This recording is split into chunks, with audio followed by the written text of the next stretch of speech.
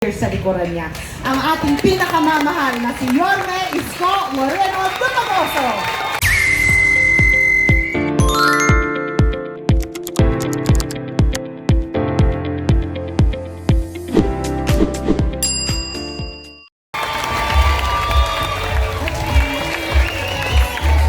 Opo kayo.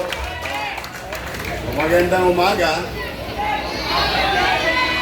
Taas ang kamay ng mga senior citizen. Puro may asim pa. Magandang umaga sa inyo. Maraming salamat sa ating Vice Mayor. At alam po ninyo, excited ako dahil talagang itong lugar na ito, maraming alaala sa buhay ko. I think yung kasing idaran ko at yung mga nanay namin at tatay namin ang makakaalala nito. Ito ang nasa likod natin. Ito ang Paraiso. Naalala niyo yung bibig ng isda. So, talagang makaka-relate. Pasensya na kayo mga bata. Kwentuwang matanda to. Dito, nung araw, ang makikita mo lang, Petron at San Miguel. Walang ICTSI, kundi ang makikita mo pier, Negros Navigation. Tapos Bureau. So wala na. Tapos yung Tulungan Center doon sa amin sa yung nakatayong Gat Andres Bonifacio. Bakit ko po kinukwento yun? Noong araw, diyan kami nakatira sa Parola. Aral ako sa Tulungan Center, sa Almario. Paghapon, napakalaking intersection yan. Yang may flyover na yan. Petrol lang para makatawid ka sa Paraiso. Kasi sa Paraiso, may siso, may padulasan. Bilang bata, siyempre, yun ang gusto mong puntahan. Pero ito, gitna ng island, squatter na to noon. So, kwentahin ninyo yung edad ko ngayon. So, that's why, kung maalala ninyo, mga taga San Nicolas, noong 2019, di ba mayroon akong gabi yun eh. I vividly remember that commitment to each and every one of you. Sa lahat sa inyo. Sabi ko noon sa entablado, pag ako hindi nakapagpagawa ng pabahay sa inyo, wag na wag nyo na akong iboboto. Huwag ko kung naalala nyo yun, nung gabi na yun. Sakto naman, salamat sa inyo, ginawa nyo akong mayor noong 2019. Bali ba? O di, nangangarap na ako gumawa ng pabahay para tukdin ko yung aking sinabi. Nagka-pandemic. Kaliwat kanan, what you call the, para ka nagja-juggle sa perya. Gahanap ka ng pera, but it is a commitment. Kaya kahit pandemic, naitatag ang Binondominium 1. At yung akin naman trainee, yung tinitrain ko, ikinuwento ko sa kanya na dapat ituloy-tuloy nyo na yan. Nang magkaroon na ng kapanatagan yung mga taga San Nicolas na walang bahay at namumupahan. Hindi nangyari. Salamat ulit sa inyo. Nung kayo'y nanawagan, actually sa distrito yun nangyari, na ako'y bumalik, I heeded the call, thanks to you, mayor ako ulit. Kaya itutuloy ko na yung pangarap ko, pangarap nyo, at pangarap natin sa mga anak natin. Ang magkaroon ng matiwasay, panatag na masisilungan. Ngayong araw na ito, kaya tayo nagkakasama sa Yorme,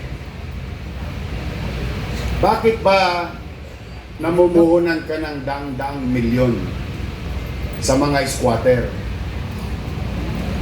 Bilyon-bilyon po ito ha. Hindi po to biro pera. Hindi po to parang pocho-pocho lang ang halaga. Bakit ka, Yorme, namumuhunan ng bilyon-bilyon sa mga squatter?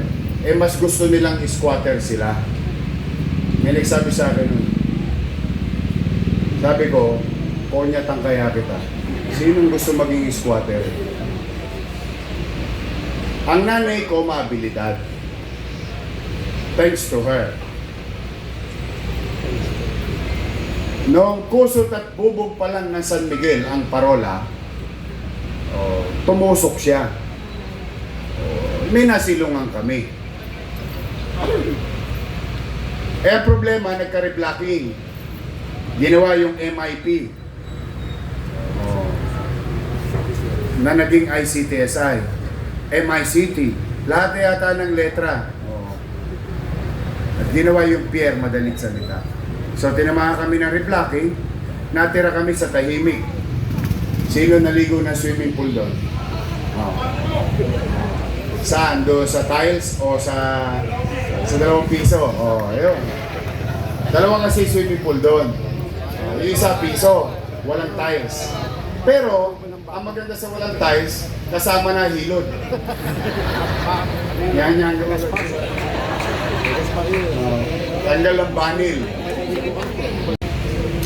Nakipisan kami at nang wala nang pambayad ng upa, pinalayas kami.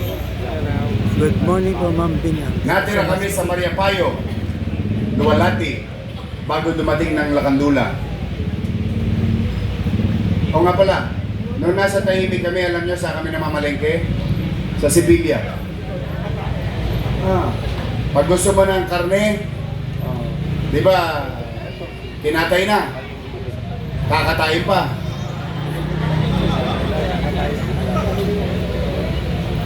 Mura na, marumi pa. Yung baga, Betamax, doon sa Old Matadero, sa kanto ng Asuncion, tapat ng Caltex. So anyway, natira kami sa Maria Payo. Nakipisang kami ulit. Nang wala na naman pambayad ng upa nanay ko, pinalayas kami ulit. Natira kami sa Tagumpay. Nang wala na naman kami pambayad ulit, palayas na naman. Natira kami sa Sandico. Nung naubos na naman yung pangupa, pinalayas na naman kami.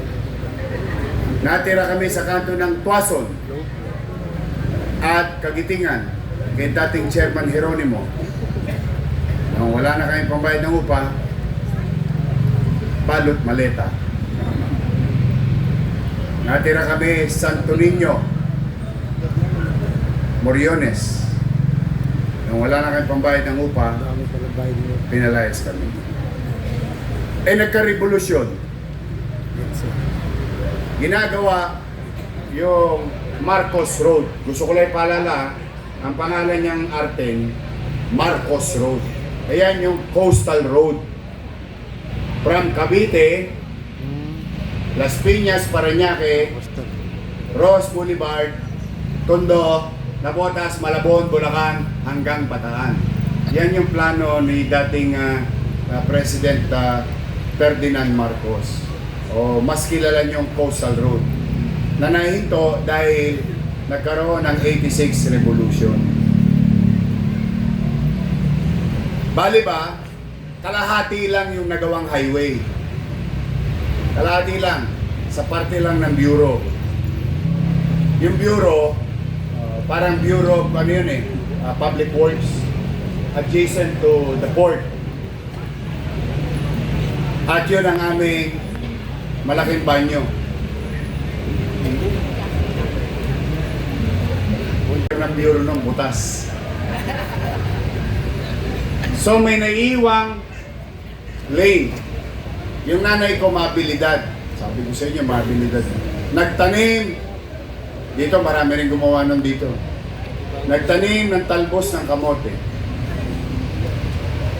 Maya-maya, pinakabakuran ng tiklis sa Divisoria. Eh siyempre, kailangan ng upuan. Kumuha ng upuan. Eh mainit.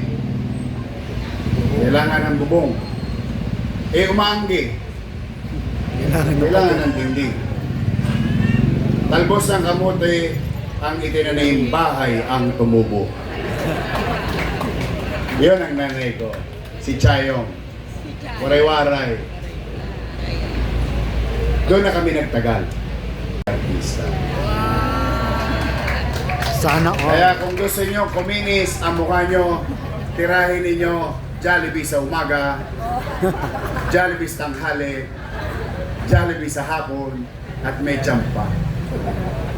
Ipagpag nyo lang yan, kikinis yan. Hindi pala sikreto. Kaya kung gusto ko to sa yung kausap ko, sinong gustong maging squatter? Sinong gustong mangupahan? Ang mahirap sa pagiging squatter, galing ka sa eskwelahan, pag-uwi mo, hindi ka sigurado kung yung bahay mo nakatusok pa. Galing ka sa trabaho, hindi mo alam kung nagiba na ang bahay mo. Dumating si Judith, wala kang pambayad. Kilala niyo si Judith? Lagi tayong binibisitan nung pag-akise at 30. Tama mali? Dumating si Bombay, hindi si Bagaching. Koleksyon na. Pake muna. Sinong gustong mamuhay ng ganoon? Kaya walang bibihira ang nagkukompronta na taong gobyerno. Bihirang-bihira. You can ask our visitor, Chamber of Real Estate Builders Association, Chairman and President. Yan, mga bisita natin from Creba. You ask Amado Bagaching, who is the father of Pag-ibig Law, or what you call the Bagaching Law.